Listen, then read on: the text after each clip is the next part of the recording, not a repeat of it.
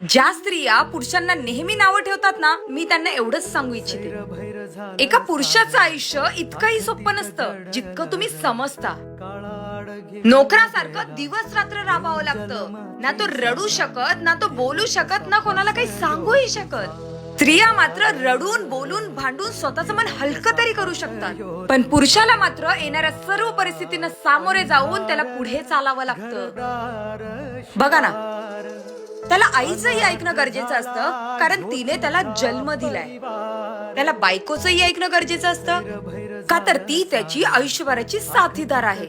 त्याला बहिणीचं आणि भावाचंही ऐकावं लागतं, कारण ते त्याचं कर्तव्य आहे. एवढंच नाही तर त्याला मुलांचंही ऐकावं लागतं, कारण ती त्याची स्वप्न आहेत. एवढं सगळं करून सुद्धा जेव्हा ही संपूर्ण स्वप्न पूर्ण होण्याच्या आशेवर येऊन तुटतात ना, कुठून तरी कानावर एक बातमी येते, अरे त्याला तर हार्ट अटॅक आला. मग हे सगळं झाल्यावर लोक बोलायला मोकळी, अरे माणूस तर खूप चांगला होता. अरे जोपर्यंत माणूस आहे ना, तोपर्यंत त्याची कदर करा. शेवटी जो राहील ना, तो फक्त पश्चाताप. सैर भैर झालं सार आखटीत घडणार, काळाड घेऊन गेला देऊन जन्माची सजा. देवा कसा फास